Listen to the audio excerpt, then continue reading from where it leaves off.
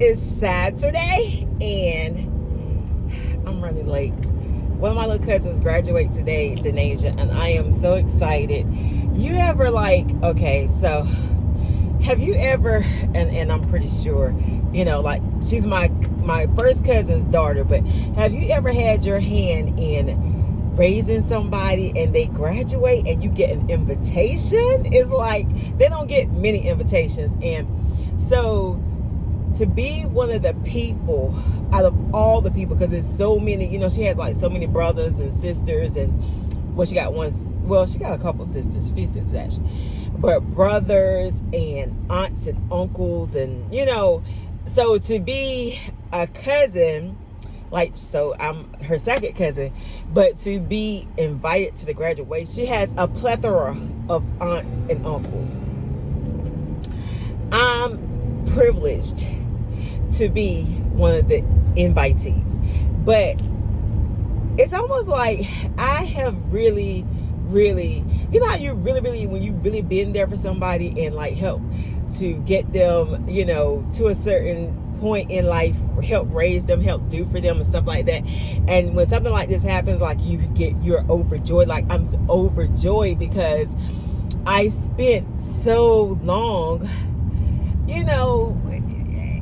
throughout their childhood just doing little things and stuff. So to be able to, I feel like this is an appreciation, you know what I'm saying? And these days, girl, they come very rare to say, hey, I appreciate you. And to me, an invitation to a graduation is when they could have invited so many other people.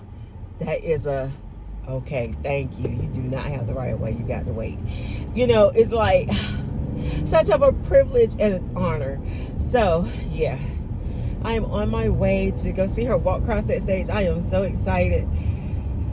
I'm excited. I am, because child, let me tell you a little bit of story. Her mother, I had kids at a young age. I had 4.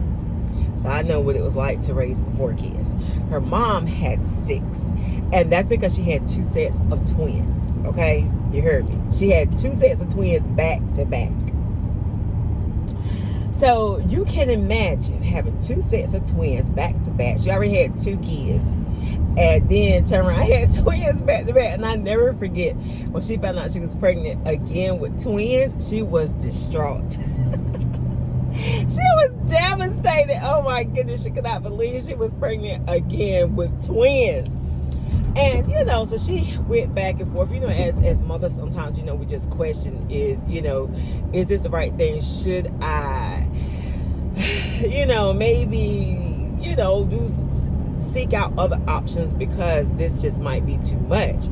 I just realized they paid this role. Yay. So she decided, and I'm just because I was an advocate for her to do what she wanted to do. Keep your babies if that's what you want to do. God will make a way. And so she thugged it out. You know what I'm saying? So to see them get older, and it's just great. It's just a great thing, and just help, facilitate assisting them, and to get the repayment of, hey, come to my graduation, I got a ticket for you. It's like me of all people.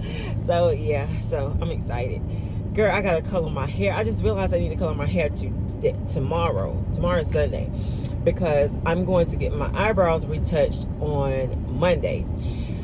That's common, it's normal. I had to have mine done 3 times the first time, so because my eyebrows are so oily. So, but this time I think 1 time will really do well.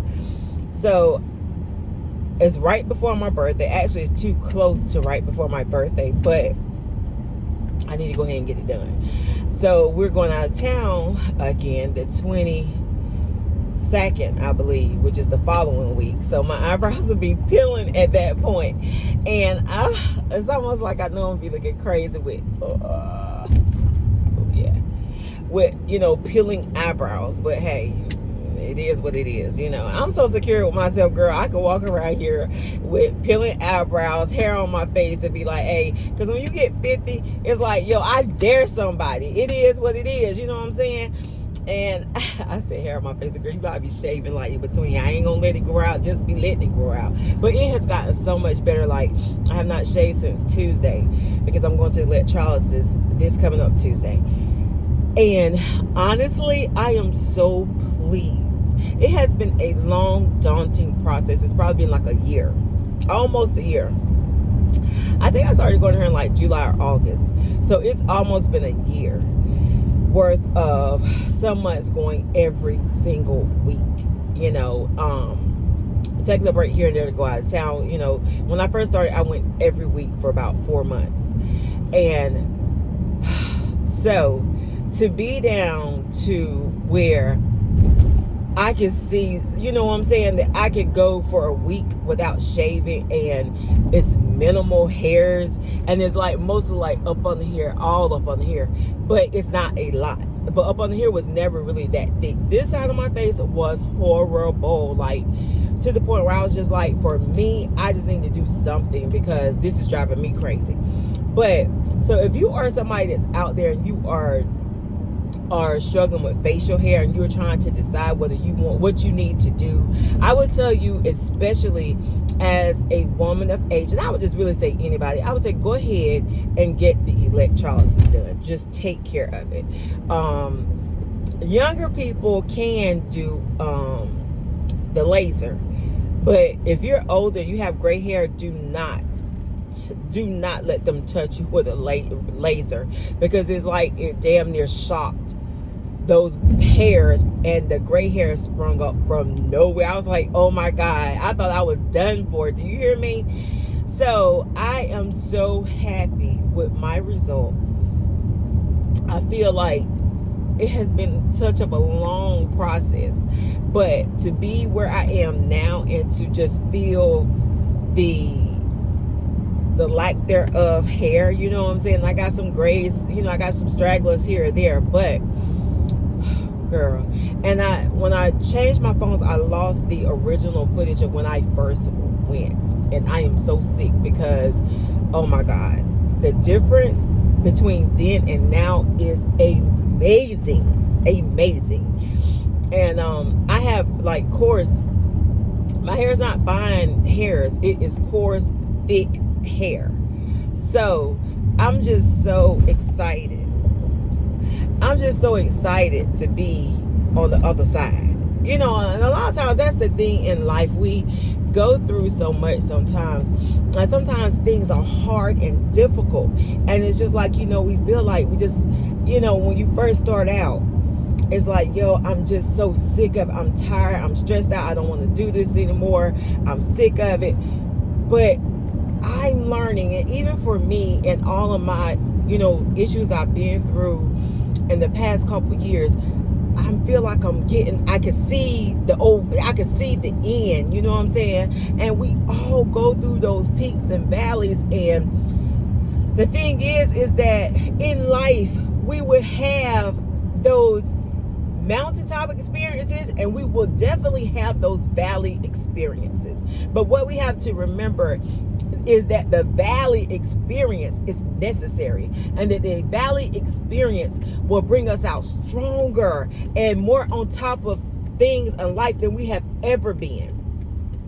So it's so important. And for me, I'm filled up because this has been, lately has been just a reckoning for me to really think about and know and understand where I am in Christ and what has been going on. And so I've been in the valley,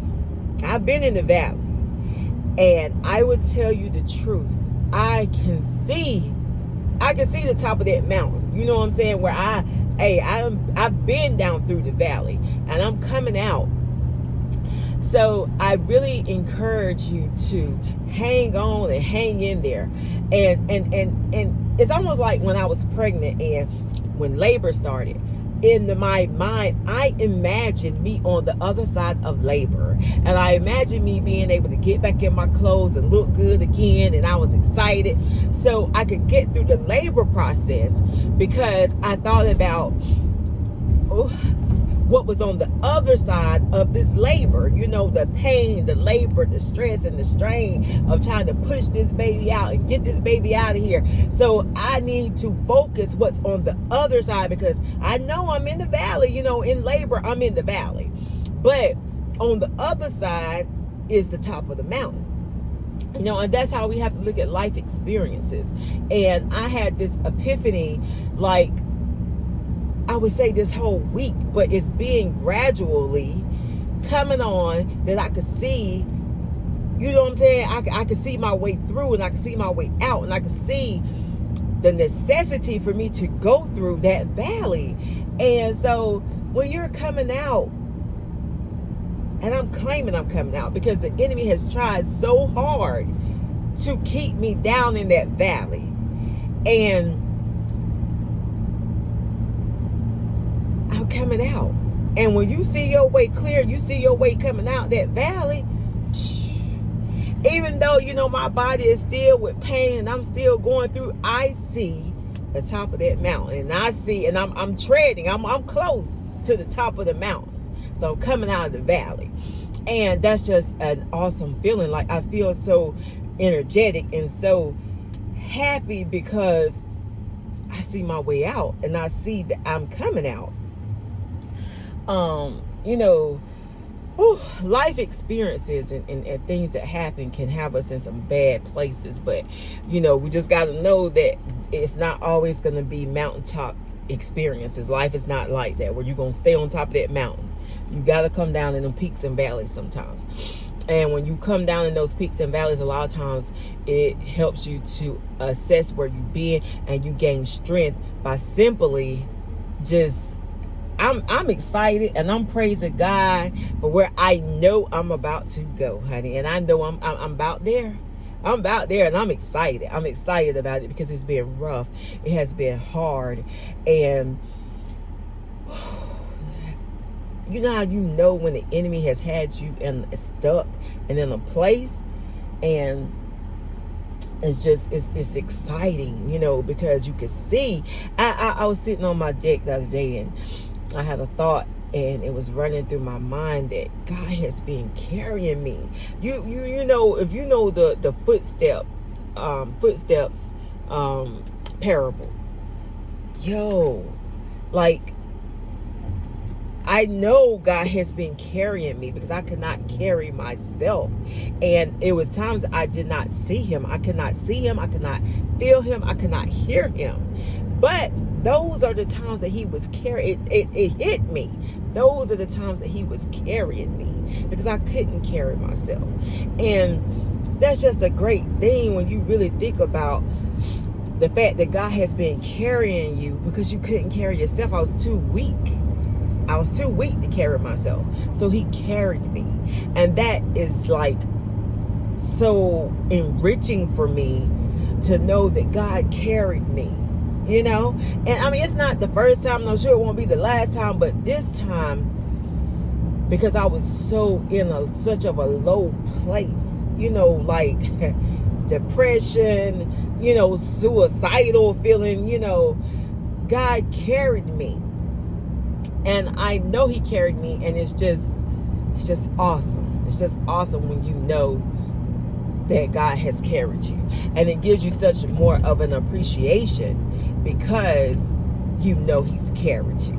You know what I'm saying? I feel like he's carrying me, and we coming up out the valley.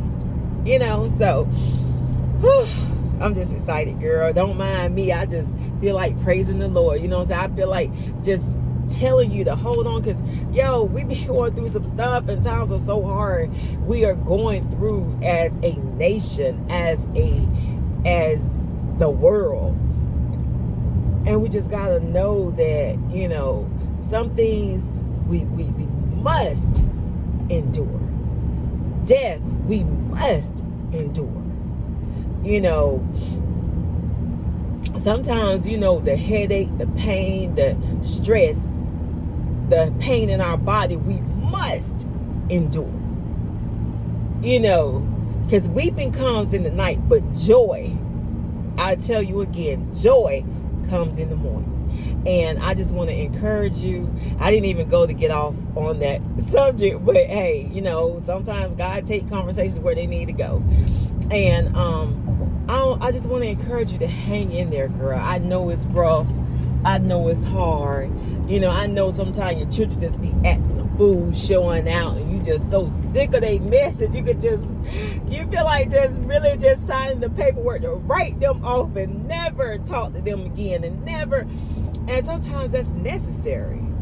Sometimes it's necessary that you feed people with a long handled spoon to save yourself. So I ain't even gonna sit here and tell you to, you know, take somebody back into your life that does not appreciate you, that it's been abusive to you. I would tell you, and I'm talking about man, woman, you know, whatever, child, mother, father,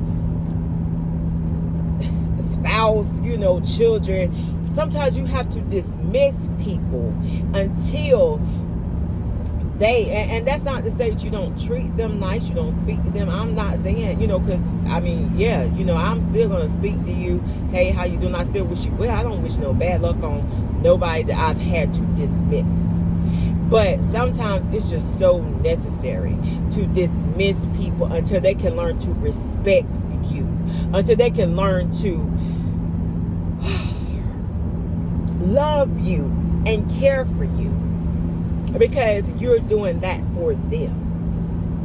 So never, you know, feel bad when you have to dismiss somebody out of your life, you know, and it may be just for a moment. It could be for the rest of your life, but you just have to stand on the fact that you love them enough, but you love yourself enough. You love both of y'all enough to just, hey, I'm going to do both of us a favor. And I am going to not be your problem anymore. I'm going to love you from a distance. And I'm going to dismiss you so that you can go and be great. Because guess what? I need to be great for me mentally, you know, for me physically. Because sometimes people will make you sick if you allow them. Your relationships can make you sick. You know, and you just got to get to a point that you just, okay, I'm okay, yes. You know, I love you, but I'm okay. And I wish the best for you. So, count it all joy. You know what I'm saying? When you come up against situations and circumstances, count it all joy, because joy, if you hold on and you do not faint, and you hold on and hang in there, joy comes in the morning. Trust me, girl. Joy comes in the morning. And you will be all right. So with that being said, I'm about to get off of here and get on down this highway. And I will holler back at you in the next video. I was going to attach this to a clip, but this is long, girl. This is long. And, you know, sometimes God just wanted to play out. So I ain't even going to try to cut it up and dice it up and stuff like that. I'm going to let it play out. But I will tell you, hold on. Okay? Hang in there. Because joy comes in the morning.